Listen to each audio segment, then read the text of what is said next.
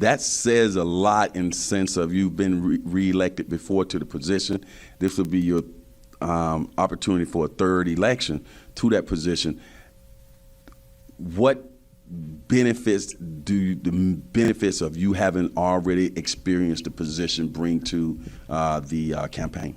Well, you know, when I first ran in 2012, my issue was that I thought there were great people in the schools, there were great teachers, great leaders in the schools, lots of good things happening, but I wasn't impressed by the leadership at the top.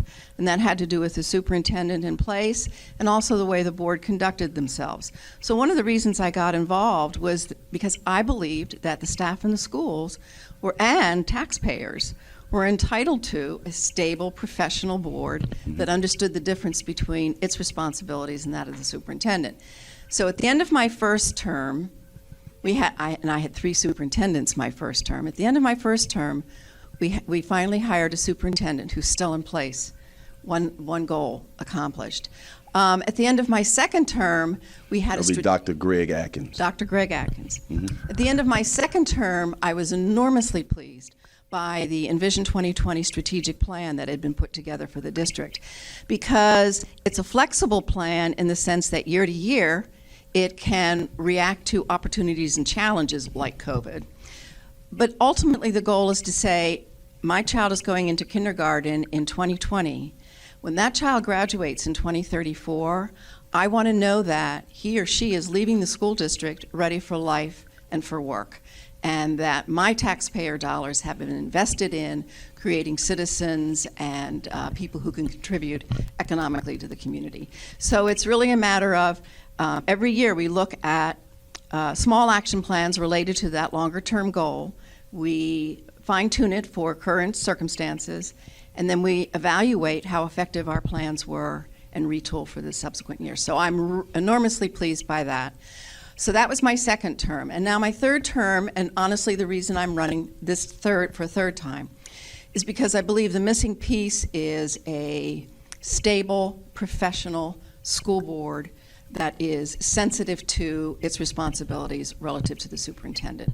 We got very close. We earned community respect and educator respect enough to pass the sales tax in 2018.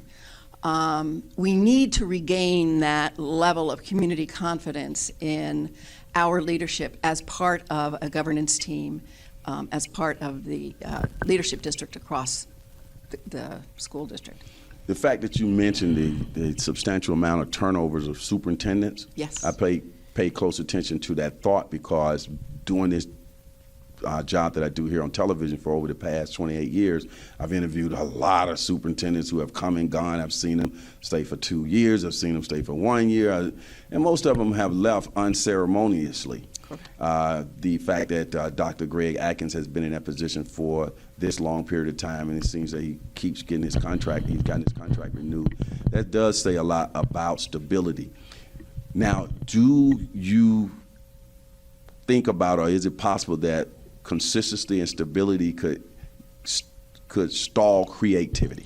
Well, no, because I think what you need is, if you have a stable professional work environment, that's what you need to solve problems.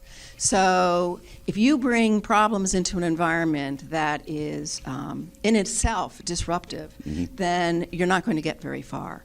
We have moved as a district because we have a plan that people buy into, whether you're a staff member, a leader, or a board member, and kids succeed. Kids are doing better because of that. So no, I think you need to have confidence that the leadership can manage, as we did with Irma, as we did with fourth quarter this past year when we went to distance learning, and as we are doing as we go into the first quarter of 2020.